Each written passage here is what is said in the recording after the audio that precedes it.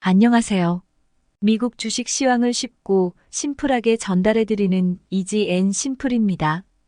2024년 2월 12일 월요일 미국 주식 시황을 핵심 분석해드리겠습니다. S&P 500은 사상 최고치를 기록한 전날 대비 마이너스 0.09% 살짝 하락해서 5021포인트로 마감했고, 다우는 약 0.3% 상승하여 최고치를 경신했습니다. 반면 나스닥은 0.3% 하락했습니다.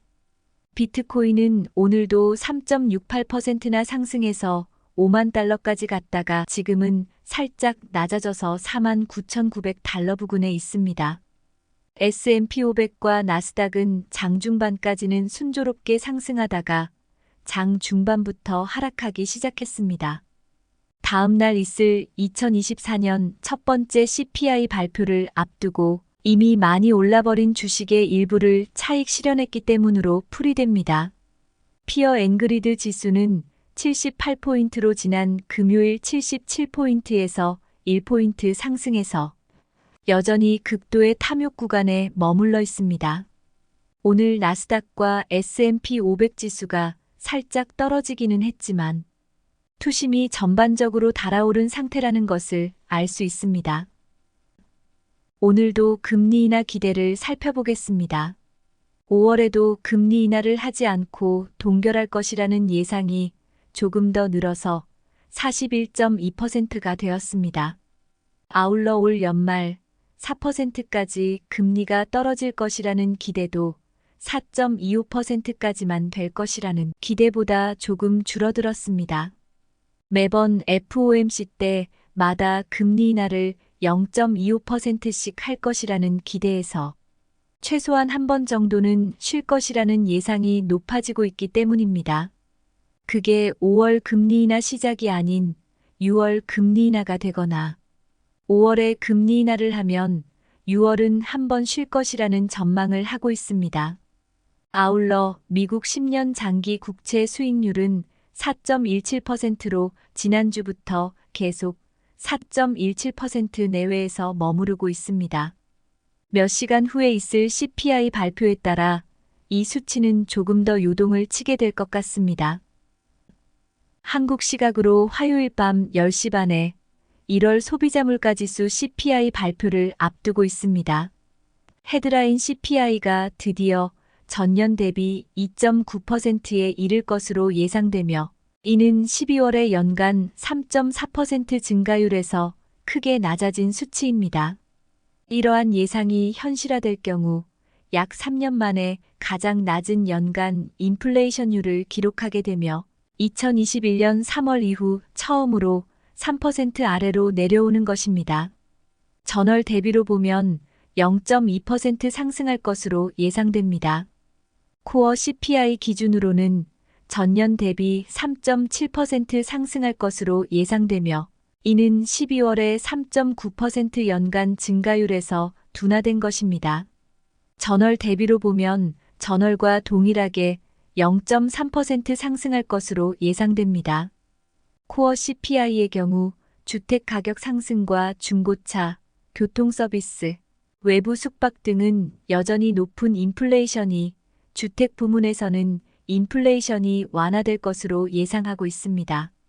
하지만 최근 연준 관계자들은 인플레이션이 지속적으로 2%가 되었다는 완전한 증거 없이 너무 빨리 금리를 인하하지 않을 것임을 밝히고 있는 와중에 이번에 CPI가 낮게 나온다면 다시 조기 금리 인하 기대를 높일 것으로 예상됩니다. 주요 기업들의 등락을 살펴보면 마이크로소프트 -1.26, 애플 -0.9, 구글 -0.99, 엔비디아 0.26, 아마존 -1.21, 메타 0.17, 테슬라 -2.81, AMD -0.33%를 보였습니다. 엔비디아는 최근 1년 동안 주가가 무려 3.4배 상승했습니다. 엔비디아의 랠리는 새해에도 계속되어 주가가 46% 상승했으며 잠시 동안 시가총액이 아마존과 구글을 넘어섰습니다. 아마 며칠 안에 엔비디아가 아마존은 물론 구글까지 뛰어넘어 세계 시총 3위의 자리를 지킬 것이라는 관측이 힘을 얻고 있습니다. ARM은 월요일에 다시 한번 급등하며 AI가 매출을 뒷받침하고 있다는 지난주의 실적 보고 이후 거의 100%까지 그 가치를 상승시킨 3일간의 랠리를 이어갔습니다. ARM은 월요일에 29%나 상승하여 지난 3개월간 평균 거래량의 10배가 넘는 거래량을 기록하며 사상 최고치로 마감했습니다. ARM의 주가는 지난 9월에 나스닥에 상장한 이후 3배 가까이 상승했습니다. ARM은 스마트폰 기술을 넘어서 AI 기술을 활용하는 업계에 상당한 영향을 줄 것이라는 기대를 주고 있습니다. ARM의 CEO는 AI가 가져올 기회가 아직 초기 단계에 있다고 말하면서 더욱 기대를 모았습니다. 콜 옵션의 추세로 보면 당분간 이러한 상승세가 계속될 것 같습니다. 참고로 2020년 9월부터 2022년 1월까지 엔비디아는 ARM 인수를 적극적으로 추진했습니다. 독점을 우려하는 각국 규제기관의 우려로 결국 합병이 무산되었지만 만약 이 합병이 성사되었다면 엔비디아의 주가는 정말 하늘로 치솟았을 뻔했네요. 이 회사는 여전히 2016년에 인수한 소프트뱅크가 90%의 지분을 소유하고 있습니다. 샘 알트먼의 오픈 AI가 반도체 산업 확장을 위해 무려 7조 달러를 모으려는 계획은 전 세계적으로 주목을 받고 있습니다. 이는 미국 정부의 재정 능력보다 큰 막대한 금액입니다. 현재 미국 반도체 제조 증진 계획에는 520억 달러가 배정되어 있습니다.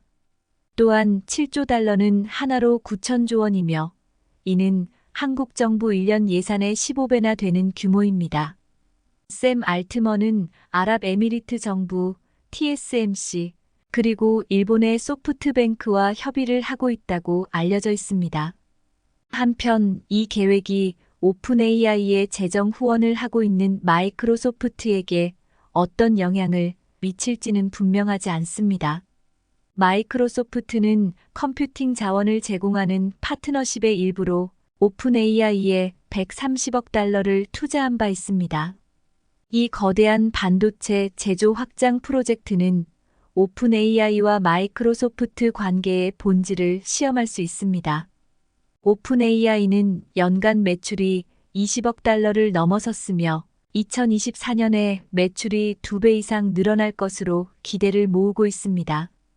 반도체 산업의 대규모 확장 계획은 AI 기술, 반도체, 컴퓨팅 자원과 관련된 기업들에게 중대한 기회를 제공하여 주식에 긍정적인 영향을 미칠 가능성이 높아서 미국 주식시장에 큰 호재로 이어질 수 있다는 기대를 받고 있습니다. 테슬라는 아쉽게도 5일 연속 상승을 하지 못하고 2.81%나 하락했습니다. 테슬라에는 2개의 배드 뉴스와 1개의 굿 뉴스가 있습니다. 배드 뉴스부터 보겠습니다. 첫 번째 뉴스는 테슬라를 비난하는 TV 광고가 슈퍼볼 기간 동안 방영이 되었습니다. 작년에 이어 올해도 댄 오다우드의 던 프로젝트의 테슬라 FSD 비난 광고인데요. 광고 내용은 테슬라 FSD 차량이 학생 등교용 노란 버스의 스탑 사인을 무시하면서 달리고 작은 체구의 아이들을 발견하지 못하고 그대로 치고 가버린다는 내용의 광고입니다. 이에 대해 미국 연방교통안전위원회 NTSB에서 긴급 보도 자료를 냈습니다. 이 광고는 NTSB와 무관하며 NTSB 로고는 무단으로 사용되었으며 즉시 광고에서 NTSB 로고를 삭제해달라는 내용이었습니다. 참고로 댄 오다우드의 이 광고는 계속 반복적으로 유튜브에서도 게재가 되고 있는데 공식적인 자율주행 안전 테스트가 아니라 자의적인 테스트를 하는 것으로 비판을 받고 있습니다. 이 영상 속에 등장하는 장면은 사실상 테슬라의 FSD가 가동되어 있지 않거나 가동되더라도 테슬라 FSD를 기본적인 이용 방법이 아닌 올바르지 않는 극단적 방법으로 테스트하고 있다는 비판이 있습니다. 매우 비싼 슈퍼볼 TV 광고를 하고 있는 댄 오다우드는 테슬라 FSD의 주요 경쟁사인 모비라이의 소프트웨어를 개발해서 제공하는 업체의 대표이기 때문에 공정성과 의도에 의심을 받고 있는 상황입니다. 또 하나의 배드 뉴스는 테슬라가 2월 말까지 한시적으로 모델 Y를 $1,000 할인하는 행사를 시작했다는 것입니다. 일론 머스크는 트위터에서 한겨울은 자동차 판매 비수기이기 때문에 이런 계절적 특수성을 고려해서 한시적 할인을 한다고 밝혔습니다. 미국의 전기차 보조금과 이런 할인까지 감안을 하면 많은 주에서 $30,000 이하의 가격으로 모델 Y를 구매할 수 있고 특히 콜로라도의 경우에는 $27,410까지 내려갑니다. 하나로 계산하면 약 3,500만 원입니다. 작년 4분기에 기가 상하이가 제조한 모델 Y RWD의 한국 가격은 5,700만 원이었고 보조금을 받으면 5천만 원 이하의 가격으로 구매를 할 수 있어서 엄청난 인기를 모았었던 적이 있는데요. 3,500만 원에 모델 Y를 구매할 수 있다면 완전 저렴한 가격이네요.